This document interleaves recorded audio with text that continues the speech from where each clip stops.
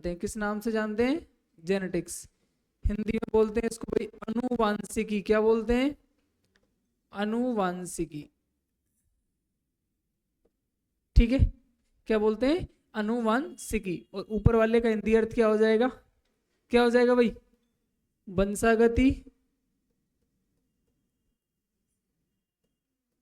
एवं विविधता के सिद्धांत। ठीक है भाई,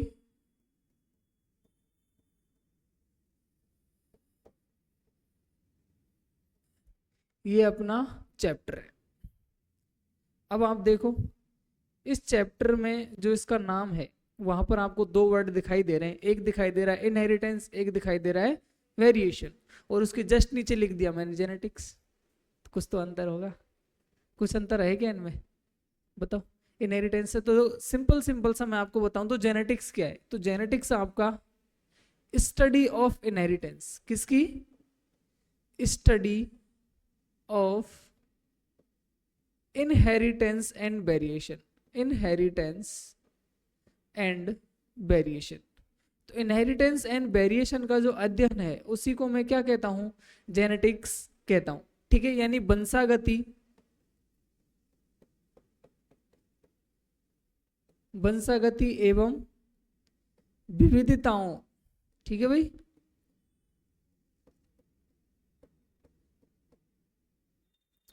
विविधताओं के अध्ययन को, विविधताओं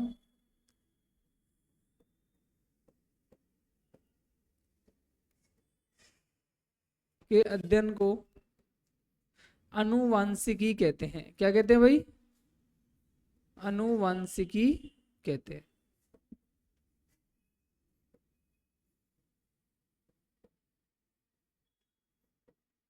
अरे डेफिनेशन पता लग गई क्या?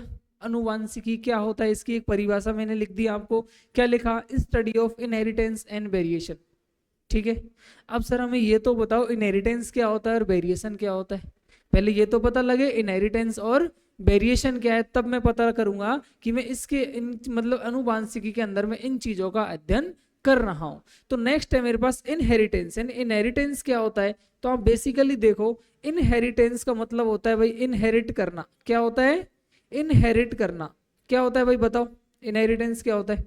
जिसको बोलते हैं अपन वंशागति, यानी कोई चीज अपने वंश में चली आ रही है, कोई भी चीज अपनी पीढ़ी दर पीढ़ी अगर चली आ रही है तो उसको मैं क्या कहता हूं? इनहेरिटेंस कहता हूं। एंड इनहेरिटेंस का सीधा सीधा एक सिंपल सी डेफिनेशन मैं आपको बताऊं तो क्या हो जाएगा? The transfer of characteristics. Characteristics यानी लक्षण, ट्रेड्स, गुण। ठीक है, the transfer of characteristics from one generation to another generation. एक जनरेशन से दूसरी जनरेशन में कैरेक्टरों का, ठीक है, या फिर गुणों का स्थानांतरण होना, ट्रांसफर होना ही क्या कहलाता है? क्या कहलाता है? अनुवांशिकी, सॉरी इनहेरिटेंस कहलाता है। या फिर आप इसको ऐसे भी कह सकते हो, पेरेंट्स टू इट्स ऑफस्प्रिंग। जनकों से उसके संतति में अभिलक्षणों का जाना भी क्या कहलाता है? वंशागति कहलाता है। आई के बात समझ में? अरे डेफिनेशन क्लियर हो गई। तो क्या मैं इसकी दोनों तरीके से डेफिनेशन लिख सकता हूं? लिख सकता हूं कि भाई? तो बताओ, देखो क्या हो जाएगा? The transfer of characteristic,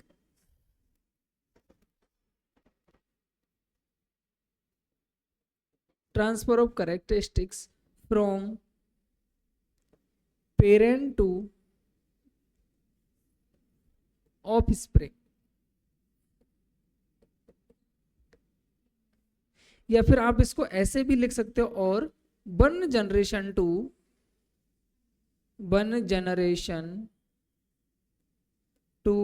another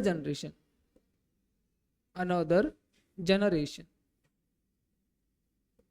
ठीक है, हिंदी में क्या हो जाएगा? अभिलक्षणों का एक पीढ़ी से दूसरी पीढ़ी में स्थानांतरण होना, या फिर पेरेंट से, जनकों से संतति में जाना ही क्या कहलाता है? वंशागति कहलाता है। आई के बात समझ में? तो ये आपको इसकी डेफिनेशन के बारे में पता चला कि डेफिनेशन क्या होती है। बेसिकली जेनेटिक्स है क्या है, जो वर्ड मैंने लिखे उन वर्ड का मीनिंग पहले आपको पता होना चाहिए, उसके बाद ही आप जेनेटिक्स को डील कर पाते हो। ठीक है, तो नेक्स्ट आगे बढ़ते हैं अपन। तो उसमें आ जाएगा अपना क्या? वेरिएशन। क्या आ जाएगा भाई? वेरिएशन। वेरिएशन को हिंदी में बोलते हैं अपन विविधता। क्या बोलते हैं भाई? विविधता। विविधता क्या होती है? बताओ भाई, कोई बताओ, विविधता क्या होती है? Degree of difference. क्या होती है? Degree of difference. किस किस के बीच में डिफरेंस होना चाहिए? चलो ये तो मैं लिख देता हूं, डिग्री ऑफ डिफरेंस। किस किस के बीच में डिफरेंस क्रिएट कर रहे हैं अपन? Parent and offspring. किस किस के बीच में? Degree of difference is between parent and offspring. Parent and offspring यानी ऑफ स्प्रिंग, जनको एवं संतान। ठीक है भाई, जनको एवं संतान के बीच का अंतर, वही क्या कहलाता है? डिग्री ऑफ वेरिएशन कहलाता है। अरे आई के पास में वही क्या कहलाता है? वेरिएशन कहलाता है, डिग्री ऑफ डिफरेंस कहलाता है। जैसे मैं आपको बता रहा था कि देखो, सपोज करो मेरे पास ये दो पेरेंट हैं, ए और बी। अरे ये दो पेरेंट हैं क्या? ये दोनों क्या है मेरे पास? जनक हैं। क्या है भाई? ये जनक।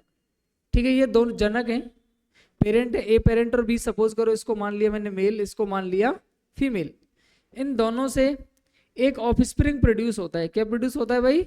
ऑफस्प्रिंग। सी ऑफस्प्रिंग बनता है। ये सी इनकी क्या है? संतान है। क्या है भाई? संतान है। सी इनकी क्या बनी? संतान बनी। ठीक है, तो अब बताओ मुझे जो भी डिफरेंस क्रिएट करना है, जो भी इनहेरिटेंस देखना है, वो इस संतान को और इन दोनों माता पिताओं के बीच का डिफरेंस देखना है। अरे आई के पास समझ में? तो जैसे देखो, इस सी संतान के पास जितने कैरेक्टरिस्टिक्स माता पिता से आए होंगे, यानी जितने गुण फिर जितनी समानताएं जो माता पिता से इन्होंने गेन करी हैं, वो क्या हो जाएगा? इनहेरिटेंस। और जो अलग हुआ वही क्या हो जाएगी? विविधता। क्या हो जाएगी? विविधता। जैसे आप कहते हो ना, ये अपने मम्मी पे गया है, ये अपने पापा पे गया है, ये अपने दादा पे गया है, बोलते हैं अपन ऐसा। ये तो एग्जैक्ट इसके दादा के जैसा दिखता है। अरे इसकी नाक इसके बुआ के जैसी दिखती है। यानी अपन सिमिलरिटीज ढूंढते हैं अपनी फैमिली में। कहाँ ढूंढते हैं? अपनी फैमिली में उसकी सिमिलरिटीज ढूंढते हैं। और कोई कोई नालायक ऐसा होता है, अरे तो किसी पे ही नहीं गया, पूरे परिवार में सबसे अलग है। होता है ना ऐसा, कई बार बोल देते हैं तो पूरे परिवार में सबसे अलग है। तो उसके अंदर क्या थोड़ी वेरिएशन ज्यादा हो गई भाई, इनहेरिटेंस कम हुआ, वेरिएशन ज्यादा हो गई। और जो अपनी फैमिली में मिलता जुलता होता है, एकदम दादा के जैसा दिख रहा है, एकदम मम्मी के जैसा, पापा के जैसा, बहन बुआ किसी के जैसा दिख रहा है, तो अपन उसको कह देते हैं इसका इनहेरिटेंस ज्यादा हुआ है। क्या ज्यादा हुआ है? इसका इनहेरिटेंस ज्यादा हुआ है। आई के पास समझ में? तो मैं संतान के पास दो चीज लिख देता हूं। ऐसे देखो, मैं दो चीज आपको बता रहा हूं कि सिमिलैरिटी। क्या बता रहा हूं भाई? सिमिलैरिटीज यानी समानताएं। इसके अंदर जितनी समानताएं होंगी, ठीक है, समानताएं, तो जितनी समानता है उतना क्या है? इनहेरिटेंस ज्यादा है। अरे जितनी समानता होंगी उतना क्या ज्यादा होगा? इनहेरिटेंस ज्यादा होगा। और जितना डिसिमिलर होगा, यानी डिसिमिलर, ठीक है भाई, यानी असमानता, जितना डिसिमिलर होगा उतना क्या होगा? वेरिएशन ज्यादा होगा। क्या होगा? वेरिएशन ज्यादा होगा। अरे आई के बाद समझ में कुछ थोड़ा थोड़ा पता चल रहा है जेनेटिक्स के बारे में? क्या होती है जेनेटिक्स, क्या होता है इनहेरिटेंस, क्या होता है वेरिएशन, पता चला? इतना समझ में आया? आगे बढ़े अपन। अरे थोड़ा सा आगे बढ़े। इसके अलावा तो अब देखो, आप इन चीजों की बात कर रहे हो, ठीक है, क्या आ रहा है? वेरिएशन। वेरिएशन आ रहा है। तो मुझे एक बात बताओ, अपन जो जेनेटिक्स पढ़ते हैं वो किस प्रकार के रिप्रोडक्शन में पढ़ते हैं? सेक्सुअल और एसेक्सुअल? सेक्सुअल में पढ़ते हैं। किस में पढ़ते हैं? सेक्सुअल में, क्योंकि भाई सेक्सुअल में ही दो गैमीट होते हैं और दोनों गैमीट अलग अलग पेरेंट्स से आते हैं। एक आता है मेल से, एक आता है फीमेल से। तो दोनों अलग अलग गैमीट की प्रक्रिया कहां पर चलती है? सेक्सुअल रिप्रोडक्शन में। एसेक्सुअल रिप्रोडक्शन में क्या होता है? एसेक्सुअल रिप्रोडक्शन में क्या होता है? एकदम क्लोन्स कॉपी बनते हैं, एग्जैक्ट कॉपी होते हैं, यानी 100% हूबहू शकल के, मतलब शकल तो क्या पूरा हूबहू एकदम मैच होते हैं, जेनेटिकली भी, फिजिकली भी, मोर्फोलॉजिकली भी। ठीक है, वो तीनों तरीके से सिमिलर होते हैं, उनको अपन क्या कहते हैं, क्लोन्स कहते हैं। क्या कहते हैं, क्लोन्स। और जो आधे दिखते हैं, आधे एक जैसे होते हैं, यानी मोर्फोलॉजी सेम होती है बट जेनेटिक अलग होते हैं। बहुत से उनके एसेक्सुअल रिप्रोडक्शन में जिनकी जेनेटिक सेम होता है बट मोर्फोलॉजी अलग होती है, उनको बोलते हैं सोमा क्लोन्स। क्या बोलते हैं, सोमा क्लोन्स बोलते हैं। क्या बोलते हैं, सोमा क्लोन्स। सोमा क्लोन यानी होता है अर्ध समान। क्या बोलते हैं हिंदी में उसको, अर्ध समान। आई के बात समझ में। ठीक है, तो अपन यहाँ पर जो भी इनहेरिटेंस जेनेटिक्स की स्टडी करते हैं वो किस में करते हैं, सेक्सुअल रिप्रोडक्शन में। यानी मैं आपको एक सिंपल सा नोट बना के यहाँ अगर लिखूं तो मैं ऐसे लिख सकता हूं, क्या, study of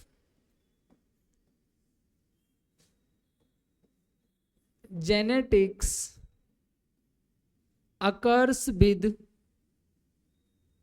sexual reproduction।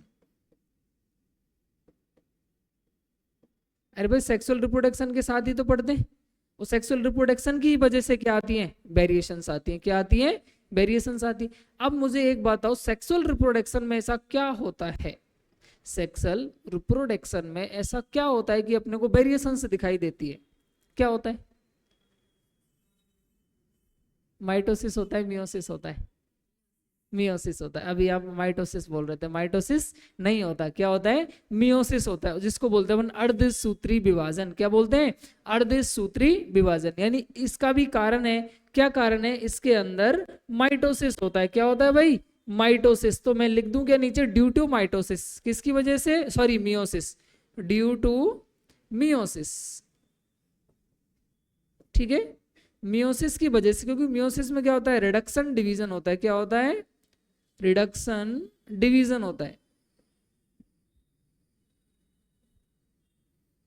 Reduction division होता है, गैमीट्स का रिडक्शन डिवीजन होता है। इस वजह से मुझे वेरिएशंस देखने को मिलती है, और इसीलिए मैं उसकी स्टडी किस में करता हूं, किस में करता हूं, सेक्सुअल रिप्रोडक्शन में। और इसीलिए अपन जेनेटिक्स को सेक्सुअल रिप्रोडक्शन का ही आधार मानते हैं। ठीक है, एनसीईआरटी आप जब पढ़ोगे तो एनसीईआरटी में क्लियर कट लाइन दी गई है वहां पर कि sexual reproduction is the occurs and basic platform of the genetics.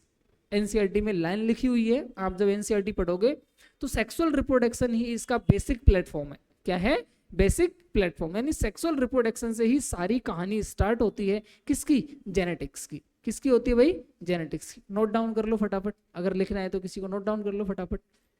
ठीक है, तो अब देखो अपन आगे बढ़ते हैं। अब इतनी बात चल रही है, इतनी देर से मैं यही बात बोले जा रहा हूं कि कुछ लक्षण, कुछ कैरेक्टर्स माता पिता से उठ के किस में जा रहे हैं, बच्चों में जा रहे हैं। कौन लेके जा रहा है, कौन लेके जा रहा है, जीन। जैसे सब हम भली बात एक वर्ड बोलते हो, जीन लेके जा रहा है सर, हमें नहीं पता कि जीन कहाँ होता है, कैसा होता है, हमने आज तक नहीं देखा, बट जीन लेके जा रहा है, सबको यही पता है। जीन बेसिकली क्या है, जीन है क्या है, तुमने बोल दिया कि सर जीन लेके जा रहा है, तो जीन क्या है बेसिकली, एक डीएनए का स्मॉल सेगमेंट। यानी कहानी कहां से स्टार्ट हुई है, डीएनए से। कहां से स्टार्ट हुई है, डीएनए से। यानी जो भी कहानी है मेरे जीन की या फिर कैरेक्टर्स को ले जाने की, तो वो कहानी कहां से स्टार्ट होती है, डीएनए से। डीएनए अपना क्या है, जेनेटिक मटेरियल है। अरे डीएनए को अपन सभी अपना जेनेटिक मटेरियल मानते हैं कि अपनी कोई भी इंफॉर्मेशन है जो पेरेंट्स से ऑफस्प्रिंग में जाती है वो कॉपी होती है किसमें, डीएनए में, और डीएनए उसको लेके जाता है। यानी डीएनए अपना बेसिकली क्या है, जेनेटिक मटेरियल है। तो सबसे पहले मैं कहानी स्टार्ट करूंगा किसकी, डीएनए की। ठीक है, तो सबसे पहले मैंने यहां पर आपको लिखा डीएनए। डीएनए का पूरा नाम किसको पता है, अरे डीएनए का पूरा नाम किसको पता है, डीऑक्सीराइबो न्यूक्लिक एसिड। ठीक है, एसिड क्यों बोला इसको लास्ट में, एसिड क्यों बोला, कुछ है क्या इसके अंदर, एसिड अम्लीय प्रकृति का होता है, तो प्रकृति भी तो किसी वजह से आती होगी, किसकी, अमाइनो एसिड्स की प्रेजेंस होती है। अमाइनो एसिड तो हाँ गुआनिन थाइमिन होते हैं, बिल्कुल सही बात है। तो वो, अच्छा आप ऐसा कहना चाह रहे हो सर अमाइनो एसिड्स होते हैं इस वजह से ये एसिड होता है। हाँ बोलो बोलो, आप बोलोगे तो मैं बताऊंगा क्या होता है बेसिकली। चलो बताओ, इसका बेसिक स्ट्रक्चर किससे बना होता है, बेसिक स्ट्रक्चर डीएनए का बेसिक स्ट्रक्चर जो बना होता है एकदम सबसे पहले किसका बना होता है? कुछ राइबोस शुगर होती है क्या इसके अंदर? शुगर होती है, राइबोस शुगर होती है, उसके साथ में कुछ नाइट्रोजन बेस लगे होते हैं, नाइट्रोजन बेस आपस में हाइड्रोजन बॉन्ड से जुड़े होते हैं, ऐसा कुछ होता है क्या? होता है ऐसा, ठीक है। फिर उसके बाद फॉस्फेट ग्रुप जुड़ जाता है, पहले तो वो दोनों मिलके कुछ एक चीज बनाते हैं, न्यूक्लियोसाइड बनाते हैं। क्या बनाते हैं? न्यूक्लियोसाइड। न्यूक्लियोसाइड में फॉस्फेट ग्रुप ऐड हो जाता है तो क्या बन जाता है? न्यूक्लियोटाइड। और न्यूक्लियोटाइड से, न्यूक्लियोटाइड का कुछ करके तो डीएनए बनता है, न्यूक्लिक एसिड, ठीक है। आई बस में तो अपना डीएनए क्या है? जेनेटिक मटेरियल है। क्या है भाई? जेनेटिक मटेरियल है। डीएनए को बोल दिया मैंने जेनेटिक मटेरियल। तो डीएनए मेरे को दिखता कैसा है? तो सर मुझे को डीएनए ऐसा दिखता है, ठीक है भाई। अरे डीएनए कुछ ऐसा दिखता है क्या अपने को? डीएनए से तो डबल स्ट्रैंड डीएनए होता है, ठीक है, ये अपने को ऐसा दिखाई देता है, ये मेरा जेनेटिक मटेरियल है। आपने कहा सर जीन होती है वो इस डीएनए के ऊपर प्रेजेंट होती है, तो मैं क्या मान लूं यहाँ पर ये जीन प्रेजेंट है, यहाँ पर ये क्या प्रेजेंट है? जीन। क्या प्रेजेंट है? जीन। तो यानी बेसिकली जीन है वो किसके ऊपर प्रेजेंट है? डीएनए के ऊपर। किसके ऊपर प्रेजेंट है? डीएनए के ऊपर। बट अपन जब सेल साइकिल होता है, सेल डिवीजन होता है, तो अपन पढ़ते हैं कि जेनेटिक की जो कॉपी होती है वो क्रोमोसोम करता है। कौन करता है? क्रोमोसोम। अरे क्रोमोसोम ही तो लेके जाता है, अपने को दिखाई डीएनए देता है क्या? नहीं देता। सेल डिवीजन में कौन दिखाई देता है? क्रोमोसोम दिखाई देता है। तो अपन तो यही मानते हैं कि क्रोमोसोम ही लेके जा रहा है, तो क्रोमोसोम कहां से आए? तो देखो बेसिकली क्या होता है कि ये जो डीएनए है, इस डीएनए की कंडेंस फॉर्म को मैं क्या कहता हूं? क्रोमेटिन कहता हूं। क्या कहता हूं? इस डीएनए को मैंने कंडेंस कर दिया, इस डीएनए को मैंने बहुत ज्यादा संगठित कर दिया, बहुत ज्यादा कंडेंस कर दिया, तो मेरे पास क्या बन गया? क्रोमेटिन बन गया। क्या बन गया भाई? क्रोमेटिन बन गया, ठीक है। क्या बन गया?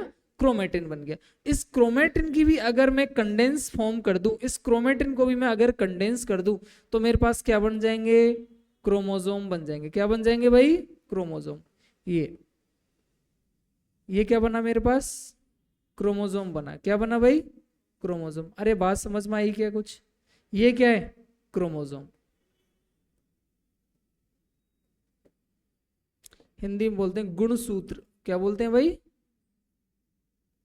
गुणसूत्र, ठीक है। ऐसा कुछ अपन ये देखते हैं कि क्रोमोसोम लेके जा रहा है, सेल डिवीजन अपन क्रोमोसोम देखते हैं, क्रोमोसोम अपने को दिखाई देते हैं। मैं आपसे पूछूं कि कोई भी सेल से ले लो, जैसे मेरे ईयर की सेल है या फिर मेरे चीक की सेल है, ठीक है, तो उसमें आपको कौन सा स्ट्रक्चर दिखाई देगा? DNA, chromatin, chromosome. क्या दिखाई देगा? अरे कोई स्ट्रक्चर दिखाई देगा क्या? नहीं दिखाई देगा। क्रोमोसोम दिखाई देंगे। बेसिकली क्या दिखाई देंगे? क्रोमोसोम। क्योंकि क्रोमोसोम सेल डिवीजन में दिखते हैं अपने को। अरे क्रोमोसोम सेल डिवीजन में दिखता है ना भैया?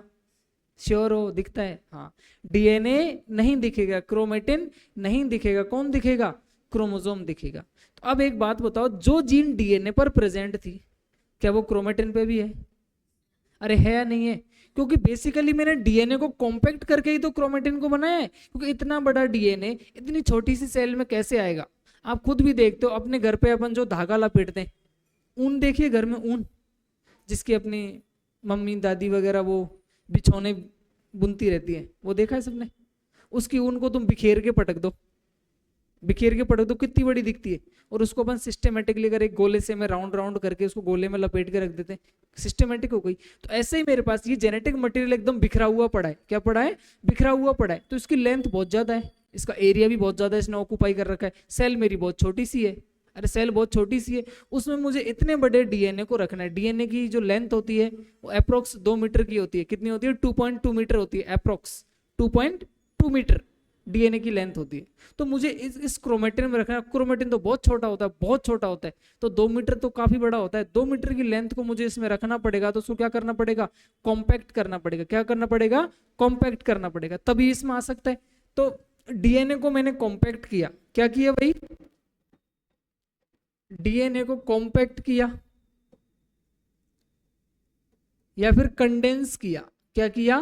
कंडेंस, संगठित, ठीक है भाई। डीएनए को मैंने क्या किया? संगठित किया। तो उस संगठित से ही मुझे क्या बना?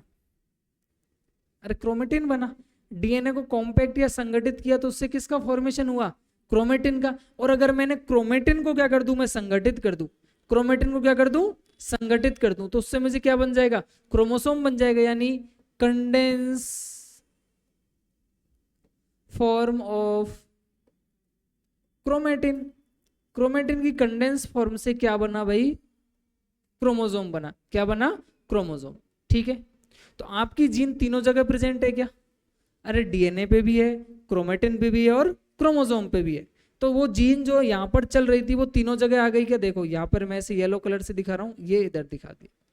ठीक है, ये जीन यहाँ प्रेजेंट थी, वो यहाँ पर है, वो यहाँ पर है। तो आपको जीन तो तीनों जगह दिखाई दे रही है, जीन बेसिकली आपको तीनों जगह दिखाई दे रही है। दिखाई दे रही है क्या सर, दिखाई नहीं दे रही, प्रेजेंट होती है। दिखाई देगी सिर्फ क्रोमोसोम में।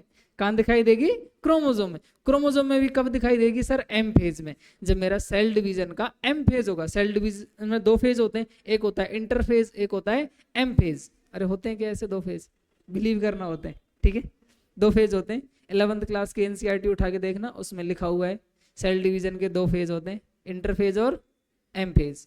एम फेज में अपना जब क्रोमोसोम का डिवीजन होता है तो अपने को दिखाई देता है, होता है क्रोमोसोम का डिवीजन। डुप्लीकेशन होता है भैया, डिवीजन नहीं होता, टूटता नहीं है, डुप्लीकेशन होता है। क्या होता है, डुप्लीकेशन होता है, कॉपीज बनती है, टूटता नहीं है। अगर टूट गया तो फिर बचेगा ही नहीं कुछ। ठीक है, अगर टूट गया तो कुछ बचेगा ही नहीं। इसका क्या होता है, डुप्लीकेशन होता है। क्या होता है, डुप्लीकेशन। उसमें भी कौन सा फेज है जहां पर होता है,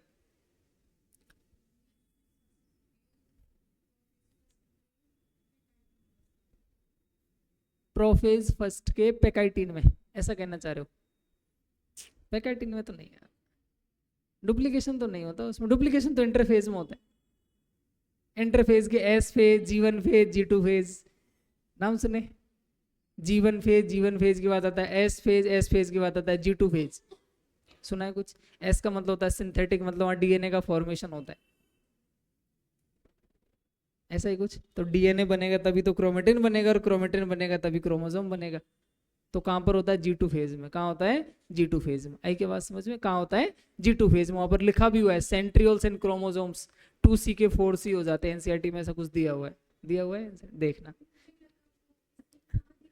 अच्छा अच्छा अच्छा अच्छा, ठीक है। हाँ, दिखाई तो अपने को वहां देगा, डुप्लीकेशन एक्चुअली इंटरफेज में होगा, दिखाई अपने को एम फेज में देगा। और एम फेज में भी कब दिखाई देता है, लगभग लगभग क्रोमोसोम जब एक दूसरे के एग्रीगेट कर जाते हैं ना, तो प्रोफेज, मेटाफेज, एनाफेज के आसपास जब मेटाफेज प्लेट टूटती है ना, तब वो अपने अपने पोल्स पे जाते हैं, तब लगभग दिखाई देता है। ठीक है, आई के पास में इतना आपको याद नहीं रखा, इतना डीप नहीं जाना, आपको इतना याद रखना है कि दिखाई कब देता है, क्रोमोसोम पे। क्रोमोसोम के भी मतलब सेल साइकिल वाले फेज में। ठीक है, तो अगर मैं आपसे पूछूं तो क्रोमोसोम आपको कहां दिखाई देगा, विजिबल इन सेल साइकिल। कहां दिखाई देगा, सेल साइकिल में। और सेल साइकिल के भी कौन से फेज में, एम फेज में। कहां दिखाई देगा, एम फेज में। सेल साइकिल का भी एम फेज है, वहां पर अपने को क्रोमोसोम दिखाई देगा। आई के बात समझ में। तो ये आपको बेसिकली जीन के बारे में पता चला। सर कोई भी मेरी जेनेटिक इन्फॉर्मेशन है वो सबसे पहले गई डीएनए में, डीएनए से कॉम्पैक्ट होकर बना क्रोमेटिन, और क्रोमेटिन से कॉम्पैक्ट होकर बना क्रोमोसोम, और क्रोमोसोम एक दूसरे में बढ़ते हैं। टोटल कितने पेयर क्रोमोसोम होते हैं अपने अंदर, कितने होते हैं, पेयर पूछ रहा हूं, पेयर। टोटल एक पेयर होता है chromosome. Total number of chromosome present in our body, अपनी बॉडी में टोटल कितने नंबर ऑफ क्रोमोसोम प्रेजेंट होते हैं। भैया वो सिंड्रोम होता है, 22 होते हैं। टोटल कितने होते हैं, 22 या 23।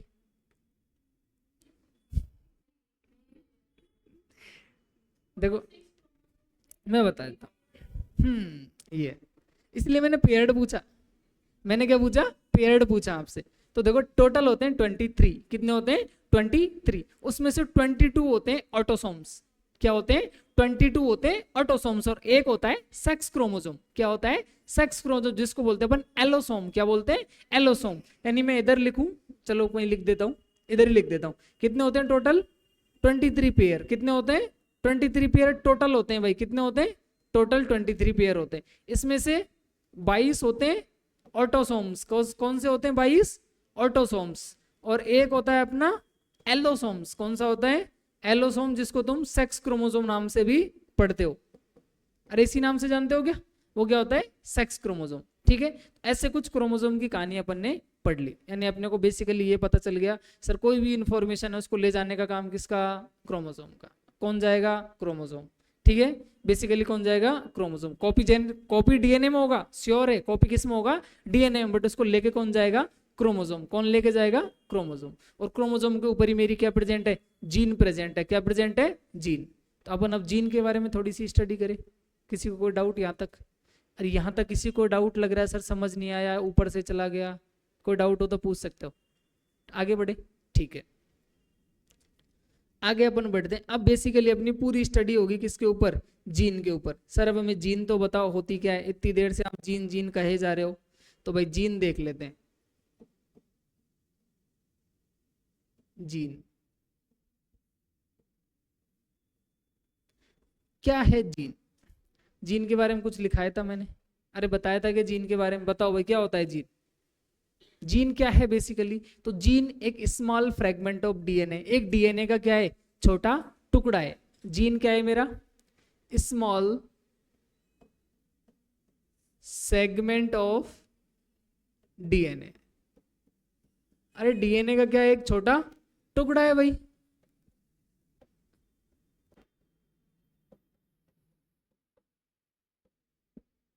डीएनए का छोटा टुकड़ा है, ठीक है, स्मॉल फ्रेगमेंट ऑफ डीएनए।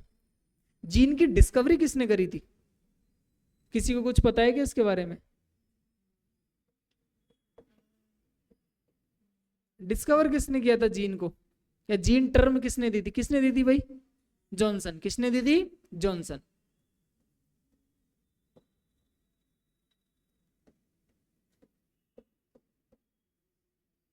किसने दी थी भाई? जॉनसन ने इसकी डिस्कवरी करी थी। और क्या जानते हो अपन जीन के बारे में? और क्या जानते हैं जीन के बारे में? प्रेजेंट कहां पर होता है, उपस्थित कहां पर होता है? ठीक है, तो जीन प्रेजेंट ऑन, कहां कहां पर प्रेजेंट होता है भाई? अरे कहां कहां प्रेजेंट होता है बताओ? तो प्रेजेंट होता है डीएनए पर, प्रेजेंट होता है क्रोमेटिन पर, और प्रेजेंट होता है अपना क्रोमोसोम पर। यानी जीन मुझे तीनों जगह प्रेजेंट रहेगा, तीनों जगह मिलेगा, बट विजिबल कहां होगा? दिखाई कहां पर देगा? क्रोमोसोम पर। But visible only on chromosome. कहां पर दिखाई देगा? क्रोमोसोम के ऊपर। और क्रोमोसोम के ऊपर भी कब? सेल डिवीजन के एम फेज में। सेल डिवीजन का जो एम फेज होगा उसमें अपने को दिखाई देगा।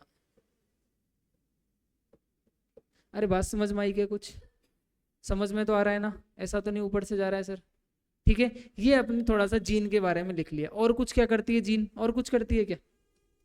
बोलो बोलो। हाँ, यूनिट ऑफ इनहेरिटेंस। क्या है भाई? Unit of inheritance. Gene unit of inheritance है, यूनिट ऑफ इनहेरिटेंस। यानी सर कोई भी जो छोटी से छोटी चीज है वो इनहेरिट हो रही है, तो उसको लेके कौन जा रहा है? जीन। यानी वो जीन के साथ जा रही है, एक तरह से जीन मेरी इकाई है। क्या है भाई? इकाई।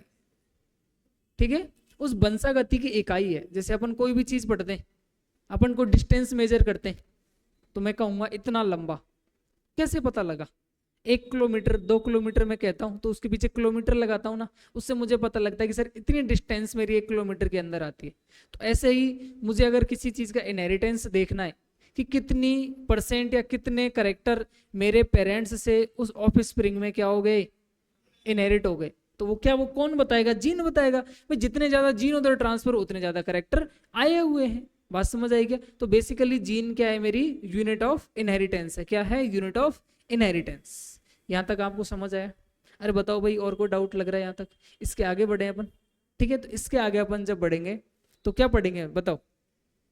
क्या पढ़े इसके आगे? इसकी बेसिक टर्मिनोलॉजी बताई थी मैंने। क्या बताई थी? बेसिक टर्मिनोलॉजी, जो अपने कहां पर यूज होती है? जेनेटिक्स में। तो जेनेटिक्स में कुछ बेसिक टर्मिनोलॉजी होती है, बेसिक टर्माइनोलॉजी। ठीक है भाई, यानी कुछ शब्दावली होती है, कुछ शब्द होते हैं, जैसे कि आपने जीन पढ़ाई है, ठीक है, जीन, और डीएनए आपने देखा, क्रोमेटिन आपको मैंने बताया क्या होता है, क्रोमोसोम मैंने आपको बताया क्या होता है, ठीक है भाई। ऐसे ही अगर मैं जीन के अंदर जाता हूं तो मुझे एक चीज दिखाई देती है जिसका नाम क्या है, अलील। क्या है? अलील। कल बताया था भाई मैंने, क्या है? अलील। अलग कलर से लिख रहा हूं मैं, क्या है भाई? अलील। अलील क्या है आपका? अरे ये सब तो अपन ने पढ़ लिए, ये तो अपन ने पढ़ लिए, अब पढ़ना है अलील। अलील क्या होता है? अलील क्या होता है? डिफरेंट फॉर्म ऑफ जीन, यानी सर जीन का ही एक वैकल्पिक रूप होता है। क्या होता है? जीन का ही एक वैकल्पिक रूप होता है। ये मैंने कहा सर जीन ट्रांसफर हो रहे हैं, अरे सर जीन तो ट्रांसफर हो रहे हैं, तो जीन तो एक करेक्टर के हैं, उस करेक्टर के अंदर कुछ वेरिएशंस आ रही है। जैसे मैं आपको कहता हूँ मेरे हेयर्स का कलर, मेरे हेयर्स का कलर डार्क ब्लैक है, ब्राउन है, वाइट है, स्लाइटली ब्राउन है, एकदम लाइट ब्लैक है, लाइट ब्राउन है, कितने सारे शेड्स हो गए, अलग अलग शेड्स हो गए।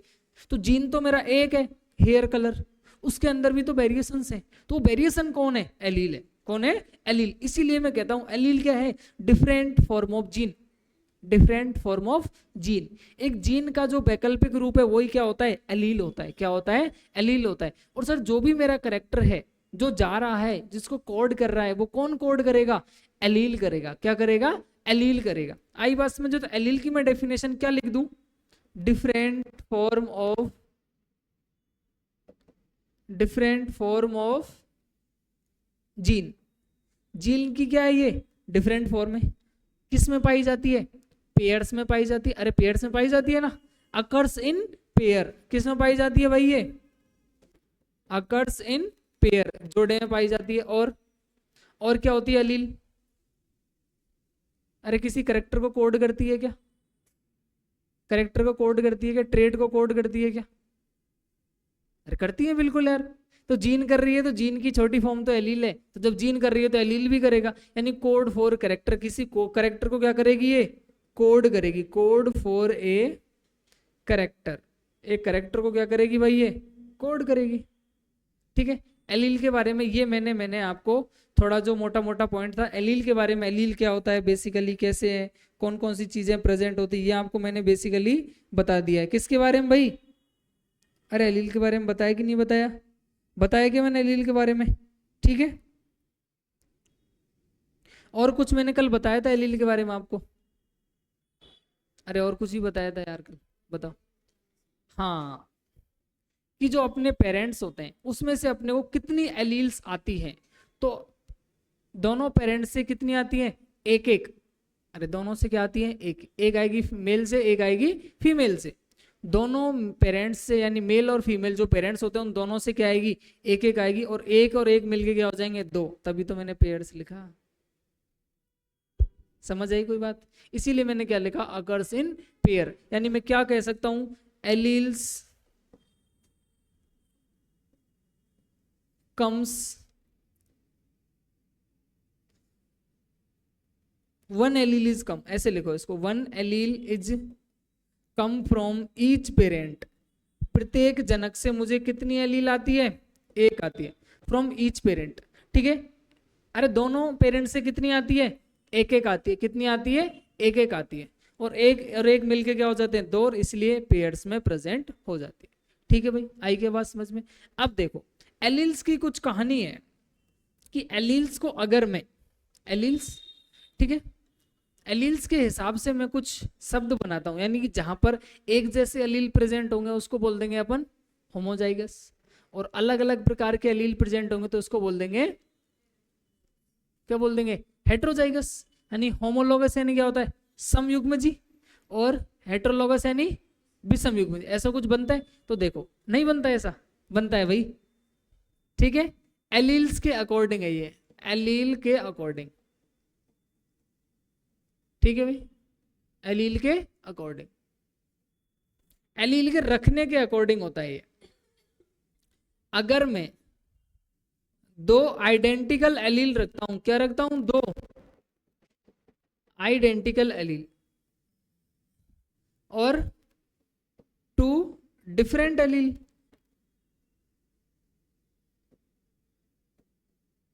जैसे देखो डायग्राम में आपको दिखाता हूं मैं। बेसिकली अपने को किस पे दिखाई देती है ये, क्रोमोसोम पर। अरे क्रोमोसोम पर ही देती है क्या, क्रोमोसोम कुछ ऐसा होता है। अब इस पे देखो आप, एक मैं सेम प्रकार की एलील बना देता हूं, स्मॉल ए, दोनों आइडेंटिकल एलील हैं क्या, अरे दोनों एक प्रकार की एलील हैं क्या, आइडेंटिकल एलील हैं। तो दोनों अगर मेरी सेम एलील हैं तो मुझे क्या बन जाएगा, होमोजाइगस बन जाएगा। क्या बन जाएगा भाई, होमोजाइगस। यानी इनको मैं क्या कह सकता हूं, सर दोनों एलील होमोजाइगस हैं। कैसे बोला मैंने, सर दोनों दोनों जीन दोनों एलील्स एक प्रकार की हैं, दोनों एलील्स एक प्रकार के, यानी दो आइडेंटिकल एलील हैं, दो समान एलील मेरे पास रखी। ये कौन सी है भाई, दो समान एलील हैं।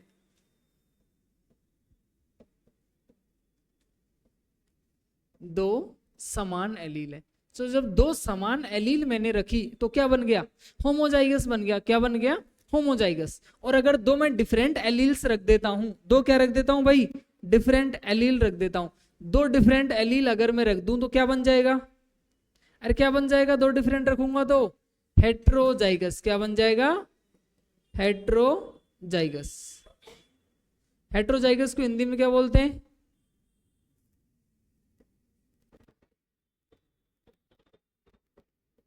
विषम युग्मजी। और इसको बोलते हैं अपन क्या, सम युग्मजी। अरे कुछ पता चल रहा है क्या, ठीक है। अब देखो विषम युग्मजी क्या हो जाएगा, अगर मैं इस एलील पर दो अलग अलग एलील रख देता हूं, इस वाले पोर्शन पे ये मैंने एक स्मॉल ए रखा, एक स्मॉल बी रखा, जीन तो मेरी एक ही है। अरे जीन तो एक ही है, पूरी जीन तो एक ही है। एक जीन पर अगर दो डिफरेंट टाइप की एलील रखी हुई है तो हेट्रोजाइगस, और दो सेम टाइप की रखी हुई है तो होमोजाइगस। ऐसे देख लो या फिर ऐसे बता सकता हूं, आप देखो ऐसे देख सकते हो इन चीजों को। ये मेरे पास कोई एलील थी, इस एलील का नाम दिया मैंने ए जीन, ये पहले मेरे पास जीन है, और ये है मेरे पास बी जीन। कौन सी है, बी जीन, ठीक है। तो अगर मैं इस पर ये दो सेम प्रकार की एलील रख देता हूं, स्मॉल ए और स्मॉल ए, तो ये किसका फॉर्मेशन हो जाएगा, होमोजाइगस का। किसका, होमोजाइगस एलील्स का, ठीक है। और अगर मैं डिफरेंट टाइप की एलील रख देता हूं, एक रखा मैंने स्मॉल ए, एक रखा स्मॉल बी, ये दो डिफरेंट प्रकार की एलील्स हैं, तो इससे क्या फॉर्मेशन हो जाएगा, हेट्रोजाइगस एलील। क्या हो जाएंगे ये, हेट्रोजाइगस एलील। अरे कुछ पता चला होमोजाइगस हेट्रोजाइगस एलील्स के बारे में, कुछ पता चला क्या, क्या होती है हेट्रोजाइगस होमोजाइगस, नहीं पता चला। आप ऐसे गर्दन क्यों हिलाते हो ऐसे, मुझे ऐसा लगता है सच कुछ गलत पढ़ा रहे हैं।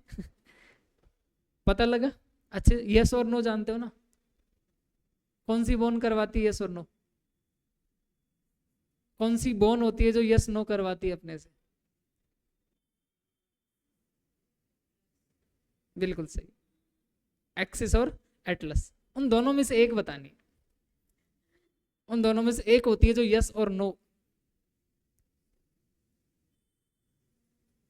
कौन सी होती है, एटलस या एक्सिस। कल देख के आना फिर बताना मुझे। इतना बताया बहुत अच्छा लगा मुझे, एटलस एक्सिस होती है। C1 C2 बोलते हैं उनको हिंदी में, क्या बोलते हैं, C1 और C2। सर्वाइकल स्पाइन होती है, उसकी पहली बोन होती है C1, दूसरी होती है C2। एटलस एक्सिस नाम इसने बताया। अब कल देख के आओगे यस नो बोन किसको बोलते हैं, दोनों में से, ठीक है। ये आपके लिए टास्क है। यहां तक अपन ने पढ़ा एलील्स के अकॉर्डिंग। अब इसके बाद कुछ और बेसिक टर्मिनोलॉजी होती है जेनेटिक्स में, जैसे कि डोमिनेंट और रेसेसिव। अरे पढ़ते हैं ना अपन डोमिनेंट और रेसेसिव। तो डोमिनेंट और रेसेसिव क्या होते हैं, उनको आइए क्लियर करते हैं। सर आपने कोई भी चीज बोलते हो तो अपन जेनेटिक्स में पढ़ते हैं ये डोमिनेंट ट्रेड है, क्या बोलते हैं उसको, डोमिनेंट ट्रेड। और एक पढ़ते हैं अपन रेसेसिव ट्रेड, एक क्या पढ़ते हैं, रेसेसिव ट्रेड।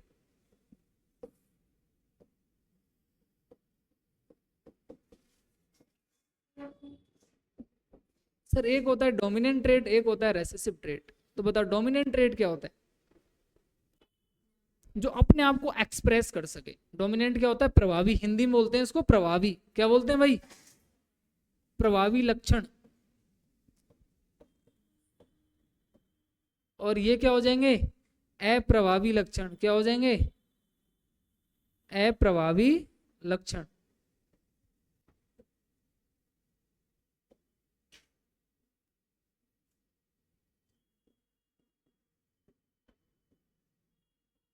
ठीक है भाई, प्रभावी लक्षण और अप्रभावी लक्षण दो होते हैं। तो प्रभावी लक्षण क्या होते हैं, जो सर अपना प्रभाव दिखा पाते हैं वो प्रभावी होते हैं, और जो अपना प्रभाव नहीं दिखाते वो क्या होते हैं, अप्रभावी होते हैं। यानी जो अपने आप को एक्सप्रेस कर पाए वो क्या है, प्रभावी। जैसे आप खुद देखते हो, सर इस इंसान ने मेरे ऊपर बहुत ज्यादा प्रभाव छोड़ा। आप देखते हो, सर इस इंसान से मैं बहुत ज्यादा प्रभावित हूँ। हर किसी का आइडियल होता है, यानी आप वो अपनी चीजों को एक्सप्रेस कर पाया और तुम उन चीजों को क्या कर रहे हो, ग्रहण कर रहे हो। अरे होता है, हर किसी का एक आइडियल होता है, मानते हो ना। आइडियल के पीछे क्या कहानी देखते हो, सर ये 10वीं तक पढ़ा था, मैं भी 10वीं तक पढ़ूंगी, ऐसा क्या देखते हो। यानी उसने जो किया उन्हीं का अपन अनुसरण करते हैं। क्या करते हैं, उसका अनुसरण करते हैं। यानी उसकी जो डोमिनेंसी है, उसकी क्या है, डोमिनेंसी। उसकी जो डोमिनेंसी है उसी को अपन इनहेरिट करने की कोशिश करते हैं, उसको अपन ग्रहण करने की कोशिश करते हैं, और उन्हीं चीजों को अपन लेके आगे बढ़ना चाहते हैं, ऐसा ही करते हैं। तो नहीं, कोई भी इंसान है वो अपना अगर प्रभाव दिखा पा रहा है, उसके अंदर जो कैपेसिटी है, उसके अंदर जो पोटेंशियल है, उसका अगर वो प्रभाव दिखा पा रहा है, मतलब वो क्या है, डोमिनेंट है। अब इस चैप्टर में अपन डोमिनेंट ट्रेड क्या पढ़ते हैं, ऐसे ट्रेड्स, ऐसे लक्षण जो अपना प्रभाव दिखा रहे हैं। यानी मैं क्या बोलूं, ट्रेड्स विच आर एक्सप्रेस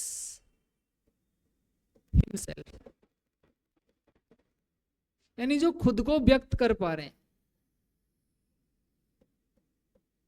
खुद को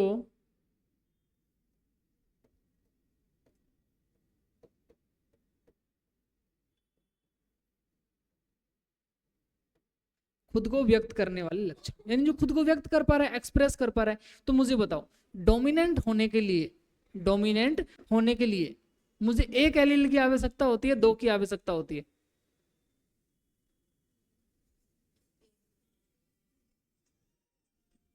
बताओ किसकी आवश्यकता होती है, बताओ बताओ कितने कितने की आवश्यकता होती है, बताओ भाई जल्दी बताओ।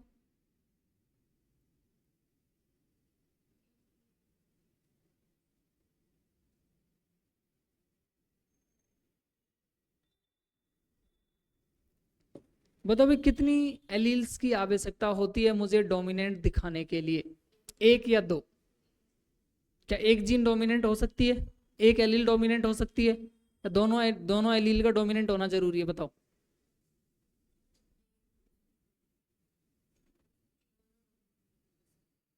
बताओ भाई कुछ तो बोलो। एक हो सकती है, एक भी नहीं, या दोनों हो सकती है, या दोनों नहीं, चार ऑप्शन हो गए, बताओ। हाँ ये बात बिल्कुल सही है कि एक पेरेंट से एक एलील ट्रांसफर होती है। डोमिनेंट भी,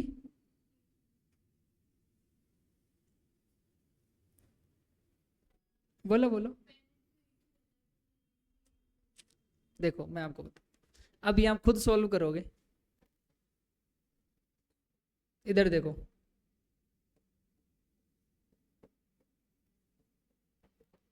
ये कैसा प्लांट है, हेट्रोजाइगस टॉल, टॉल मानते हो, हेट्रोजाइगस टॉल। ये भी कैसा है, टॉल। आगे यहाँ पर तो ये होमोजाइगस टॉल है तो दोनों टॉल। करेक्टर तो डोमिनेंट ही है, अरे करेक्टर तो डोमिनेंट है। यानी डोमिनेंट करेक्टर के लिए मुझे सिर्फ एक एलील की आवश्यकता होती है, एक एलील उसके अंदर डोमिनेंट है, मतलब पूरा ट्रेड डोमिनेंट है। बात समझ में आ गई क्या। अरे इसके अंदर ये कैपिटल टी डोमिनेंट है, आपको पता है कैपिटल टी इसके अंदर क्या है, डोमिनेंट है, तभी अपने इसको टॉल बोला। क्या बोला, टॉल बोला। वो हेट्रोजाइगस टॉल है, वो अलग बात है, वो जीनोटाइप की बात कर रहे हैं, वो उसके अंदर जाके हमने बताया कि हेट्रोजाइगस टॉल है। आप तो अपीयरेंस देख रहे हो, टॉल और टॉल, इसको आप छुपा दो, ये देख रहे हो टॉल और टॉल, ठीक है, दोनों लंबे हैं। एक कैपिटल टी था, यानी ये डोमिनेंट एलील थी, क्या थी, डोमिनेंट एलील। इस एलील ने इसका पूरा प्रभाव बदल दिया, क्या कर दिया, पूरा प्रभाव बदल दिया। अब यहां पर एक टी हो या दोनों कैपिटल टी हो, इससे कोई फर्क नहीं पड़ता, मेरा लक्षण कैसा है, टॉल। बात समझ में आ गई। और आप इसको पढ़ते हो क्या, ड्वार्फ, अरे बोना, इसको अपन क्या पढ़ते हैं, डॉर्फ पढ़ते हैं। यहाँ पर दोनों रेसेसिव है।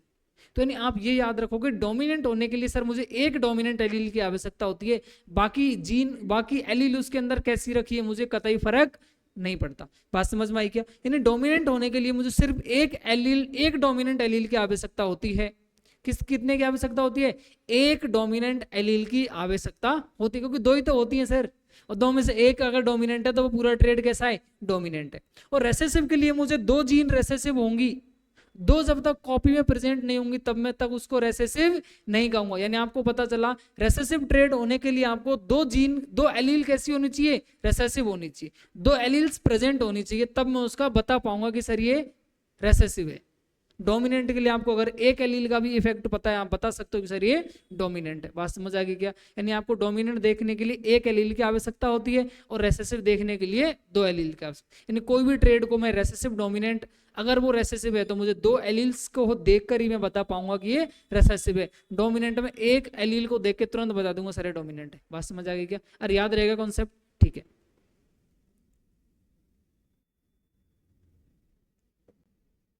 इधर मैं क्या लिख दूं,